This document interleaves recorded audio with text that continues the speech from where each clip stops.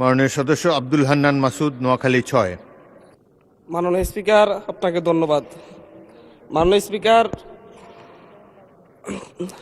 বৃহত্তর নোয়াখালী তথা নোয়াখালী লক্ষ্মীপুর ফেনী অঞ্চল মেঘনা নদীর তীরবর্তী এবং বঙ্গোপসাগরের কোল ঘেঁষা একটি গুরুত্বপূর্ণ উপকূলীয় অঞ্চল।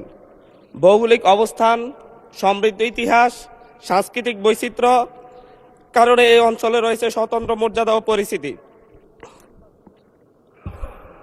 উল্লেখ্য, বৃহত্তর নোয়াখালীকে বিভাগ ঘোষণা করার দাবিতে 1994 সাল থেকে অদ্যাবধি প্রায় 31 বছর যাবৎ এ অঞ্চলের জনগণ ধারাবাহিকভাবে আন্দোলন করে আসছে।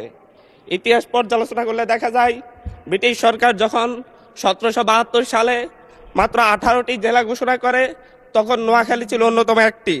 এবং ব্রিটিশ শাসনামলে ঐতিহাসিক বাস্তবতা এবং আঞ্চলিক গুরুত্বপূর্ণতার কারণে এই অঞ্চলে একটি বড় বিমান ঘাঁটিও নির্মাণ করা হয়েছিল। এই অঞ্চলে ভুলুয়া নামক নদীবন্দর ছিল দক্ষিণাঞ্চলের সবচাইতে বড় নদীবন্দর। কিন্তু বর্তমানে এই অঞ্চলের জনগণ সবসময় দেশের গুরুত্বপূর্ণ আন্দোলন সংগ্রামে অগ্রণী ভূমিকা পালন করে। খেলাফত আন্দোলন, ব্রিটিশ বিরোধী আন্দোলন, ভাষা আন্দোলন, মহান মুক্তিযুদ্ধ এবং সাম্প্রতিক গণঅভ্যুত্থান সব ক্ষেত্রে এই অঞ্চলের মানুষ সম্মুখ সারিতে থেকে আত্মত্যাগের উজ্জ্বল দৃষ্টান্ত স্থাপন করেছে।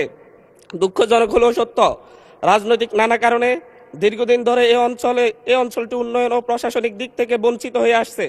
ফলে এখানকার জনগণ বৈষম্যের শিকার।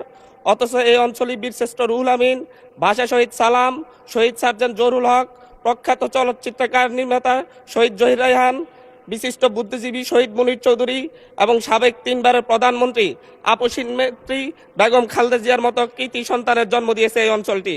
এমত অবস্থায় বৃহত্তর নোয়াখালী সামগ্রিক উন্নয়ন এবং